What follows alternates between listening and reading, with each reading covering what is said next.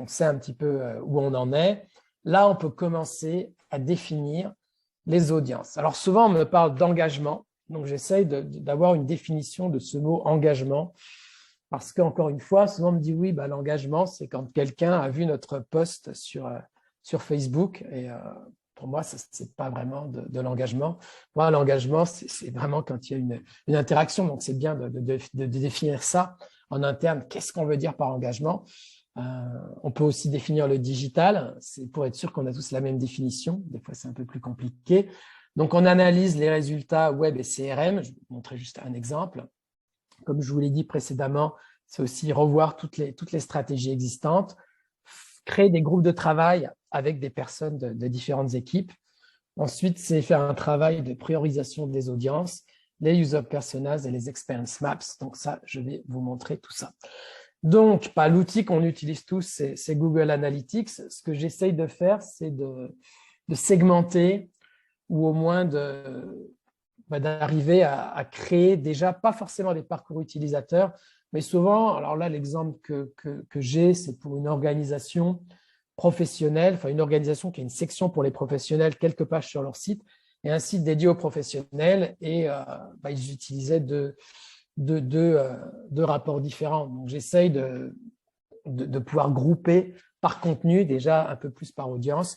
Et puis, l'exemple que vous voyez ici, c'est de voir aussi, c'est assez intéressant sur les audiences CRM. Donc, on voit par exemple pour cette organisation que le segment majoritaire dans leur CRM, c'est des audiences assez âgées, alors qu'ils ont des audiences beaucoup plus jeunes sur le web. Alors, comment est-ce qu'on réconcilie les deux? Alors, il y a deux approches. Il y a les digito-sceptiques qui vont dire, voilà, on voit que les audiences plus jeunes ne convertissent pas, parce que même sur le web, on voit que c'est toujours les audiences les plus âgées qui convertissent, ou alors ils donnent moins. Voilà, donc il peut y avoir un argument de dire, ça se trouve, si ils convertissent moins, vu que c'est l'audience principale sur votre site, c'est peut-être que les produits ne sont pas adaptés ou les formulations ne sont pas adaptées. Voilà, donc c'est intéressant de pouvoir faire ces analyses. Très intéressant aussi d'avoir des groupes de travail avec des personnes de plusieurs équipes, pas que les équipes digitales, et de les faire intervenir, qu'ils partagent leur stratégie. Alors ensuite, un exercice que je fais souvent, c'est généralement dans une salle. Je l'ai fait il n'y a pas longtemps sur Zoom.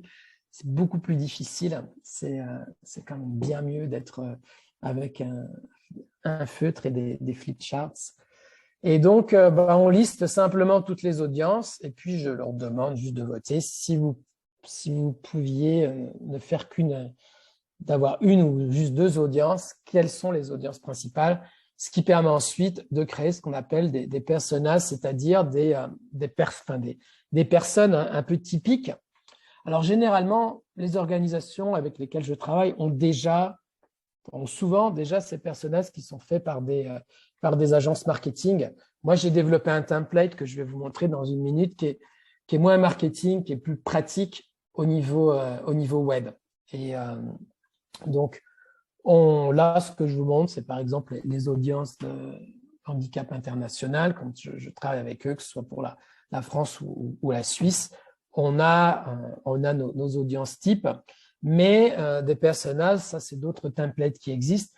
Et j'ai aussi vu des organisations qui vont avoir ces audiences, en faire des posters et les afficher dans les couloirs, dans les salles de réunion, pour que quand on pense à un projet, quand on pense à un contenu, digital ou pas, on se dise, est-ce que Graham va vraiment être engagé avec cette campagne? Est-ce que Caroline va donner, etc. Donc, c'est vraiment sortir de ses pensées internes et vraiment penser aux audiences. Donc, moi, mon template, il n'est pas vraiment marketing. Comme je disais, j'essaie de faire un truc assez pratique. Bon, il y a la partie un peu marrante où on imagine la personne, son âge, son nom, mais c'est surtout les sites qu'ils vont visiter.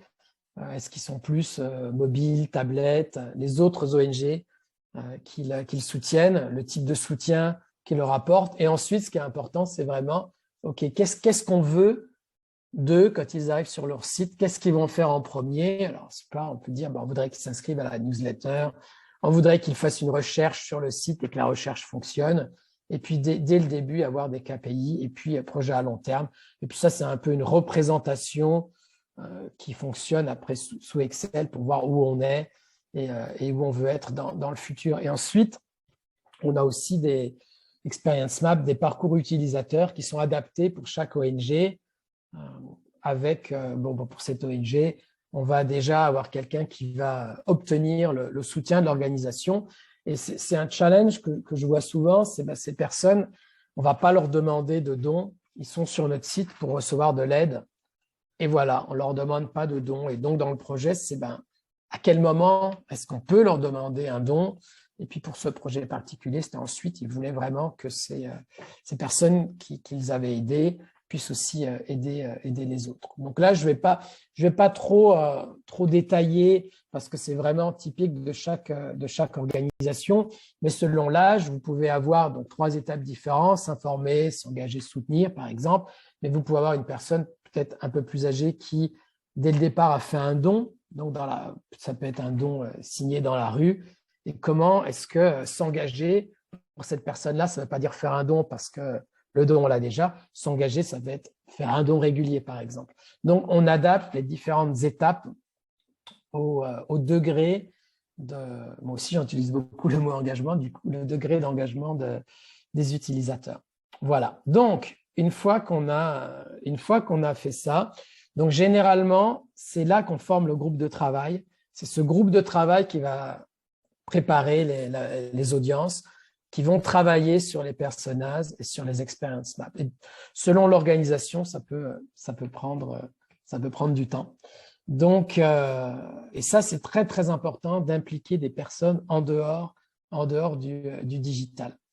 Ensuite, c'est là où j'avais ce titre un peu racoleur, de passer de colocataire à polyamoureux. Il faut peut-être que j'explique ce que j'entends par là. Beaucoup de projets, on m'a dit, oui, voilà, nous, on a nos personnages, on a notre parcours utilisateur pour la collecte. Et puis, voilà le parcours utilisateur pour le plaidoyer, voilà les personnages pour l'équipe bénévole. Et donc, ce que je vois, c'est qu'on partage ces audiences un peu comme des colocataires partageraient une cuisine où un jour, avec la base de données, je vais l'utiliser pour mon mailing campagne, mon mailing collecte. C'est un peu différent pour les organisations internationales quand il y a une urgence. Là, c'est plus facile de travailler ensemble, mais à long terme, c'est plus difficile. Et souvent, j'entends notre organisation travaille en silo. Et mon avis, c'est que c'est des silos, c'est des trucs qui sont dans un champ. Pour moi, une organisation, il n'y a pas de silo dans une organisation. Il y a juste des gens qui n'ont pas vraiment envie de travailler ensemble ou qui n'ont pas eu l'opportunité de travailler ensemble. Donc, d'avoir ce groupe de travail et de se dire, OK, on va faire ces parcours utilisateurs basés sur la personne, pas sur l'activité de votre département. Et c'est quelque chose qui est souvent difficile parce que ça n'a pas été fait, mais c'est très bénéfique. Donc, quand on a les personnages, ce que je demande au groupe de travail, c'est d'aller, je reviendrai là, je vous montrerai l'exemple, mais c'est d'aller de faire un benchmark, donc d'aller sur les sites des concurrents. Donc, je vais vous montrer ça. C'est de créer un plan d'action partagé. J'ai parlé un peu plus de la mentalité CRM, de travailler sur les parcours utilisateurs. Je vous parlais un peu des KPI et des audiences créées, mais déjà, à voir si vous n'avez pas d'outils de benchmarking, au moins, ce qu'il faut faire, c'est regarder ce que font vos concurrents ou les organisations que vous appréciez ou qui vous inspirent. Donc là, ce que j'ai sur cet exemple, c'est déjà au niveau du benchmark, regardez au niveau sur certains mots-clés comment vous êtes positionné. Donc, il existe quelques outils qui font ça, gratuits ou payants. Bon, moi, l'outil que j'utilise montre aussi les pubs. Ça permet de voir les AdWords, de voir un concurrent si, par exemple, a des AdWords avec le mot clé, comme mot-clé le nom de votre association. Mais le groupe de travail, ensuite, je lui demande d'aller sur donc, des sites concurrents, mais pas en tant que spécialiste collecte, spécialiste plaidoyer, en tant que cette persona qu'on a définie. Vous imaginez, vous êtes Janine, 72 ans, qu'est-ce qu'il y a sur les sites de vos concurrents comme produit pour cette personne? Je ne vais pas vous faire tous les âges des personas, vous comprenez le principe. Et puis, une fois que vous en avez fait un ou deux concurrents, donc je demande à chacun du groupe d'en faire un ou deux, plus votre propre section ou votre propre site. Et donc, on fait du client mystère sur son propre site. Voilà. Alors ensuite, ça, c'est un exemple flouté pour des raisons confidentielles. Mais c'est plus, quand on fait ce genre d'exercice, qu'on a les audiences, qu'on a les parcours utilisateurs, qu'on voit ce que font les autres, on revient très, très inspiré. Donc, on a une liste super détaillée de tout ce qu'on veut faire. Et donc, tout ce que je fais ici dans ce tableau, c'est une sorte de priorisation avec, voilà, est-ce que cette action va fonctionner pour telle audience? Est-ce que c'est difficile à mettre en place? Est-ce que ça, au niveau staff, parce que souvent on ne prend pas en compte le coût des staffs, c'est quelque chose que je prends en compte moi surtout sur le coût par acquisition des campagnes Facebook. Je vois combien ça coûte en temps. J'ai appris un mot-clé, non, j'ai appris un acronyme la semaine dernière, ETP, je crois, équivalent temps personne, un truc comme ça. Mais voilà, donc, et ça nous permet ensuite au niveau impact engagement, impact marque, impact collecte, et puis ce qu'on a déjà en place. Donc, par exemple, créer des parcours email personnalisés, c'est super, mais pour cette organisation, on n'est pas encore équipé.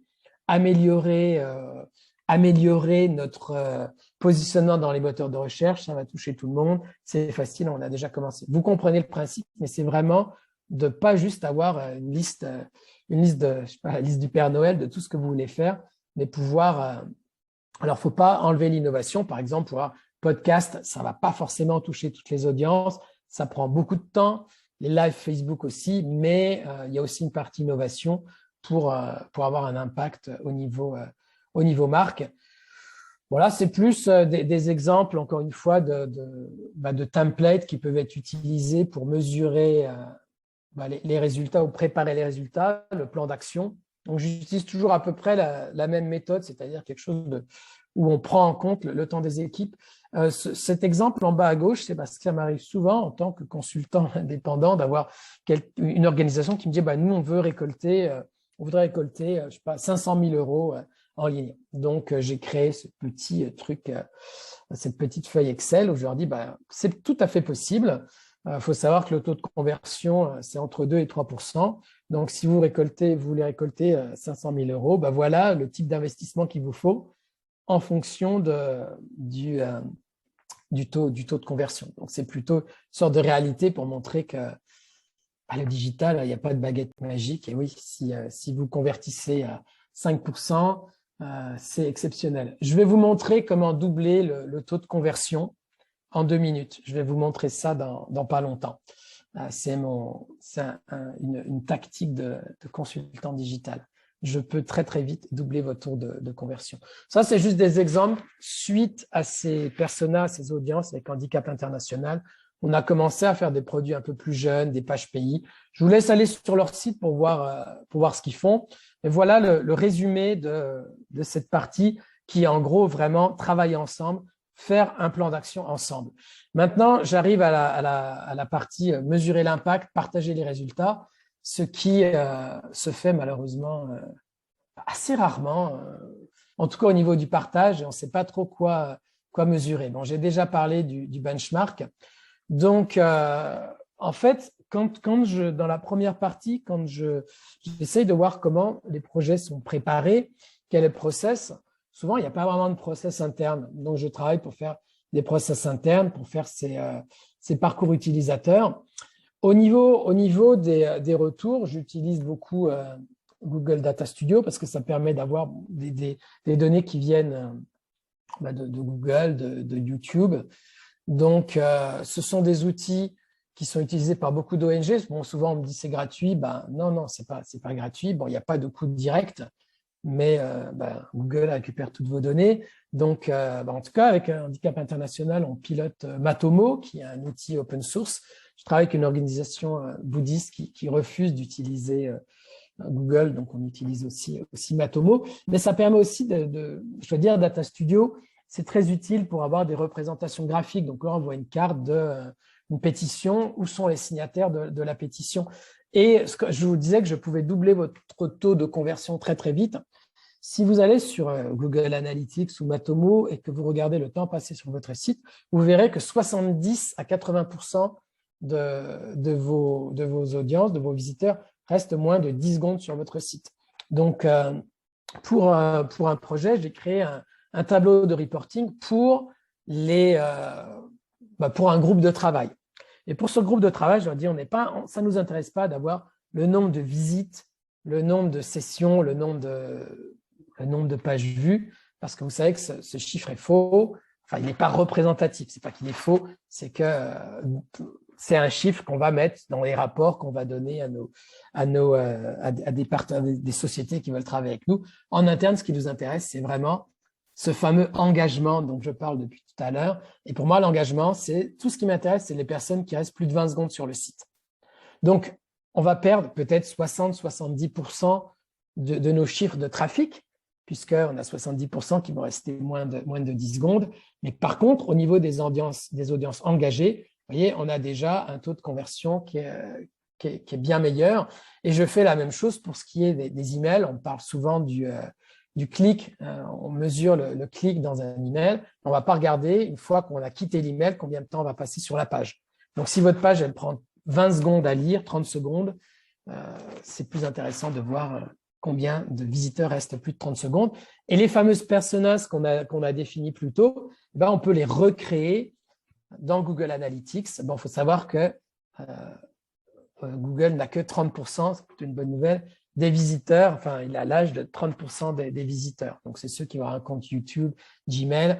Et c'est pour ça que je ne vais pas rentrer trop dans les détails, mais selon l'âge des audiences, ce n'est pas super fiable parce qu'il y a moins de chances qu'une personne de plus de 65 ans ait un compte Gmail ou YouTube. Donc, il y a plus de chances que Google n'ait pas l'âge des segments un peu plus âgés. Voilà, donc le reporting sur les audiences est aussi très intéressant et très important.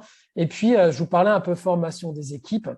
Donc, c'est très important de former les équipes à l'accessibilité. Ils peuvent comprendre si vous regardez ce webinaire et que vous faites partie d'une équipe digitale. C'est important aussi de leur montrer qu'on peut pas tout faire. Mais vraiment, encore une fois, pour moi, les audiences internes sont plus importantes que les audiences externes.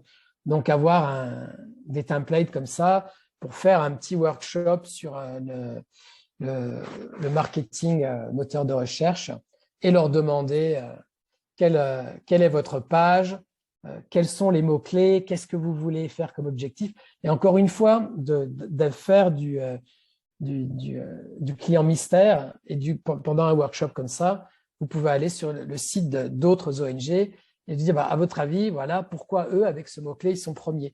Qu'est-ce qui est différent? Alors, j'ai un exemple d'une organisation qui ne voulait pas utiliser le mot bénévole parce que ça faisait un peu vieillot. Et donc, ils appelaient ça agir. Et en fait, très peu de gens vont aller sur un moteur de recherche pour taper « je veux agir pour une ONG ». Donc, c'est aussi bien penser avec cette persona à ce que vont chercher les personnes. Et puis, voilà, c'est juste des exemples de réunions, plein de communications et beaucoup de partage en interne pour que tout le monde puisse comprendre ce travail qui est fait sur les questions. Et j'avais un autre point que je voulais mentionner au niveau du partage. Oui, c'est ça, c'est vraiment créer des groupes de travail. Et l'exemple que j'ai, c'est ce travail que j'ai fait avec Handicap International France.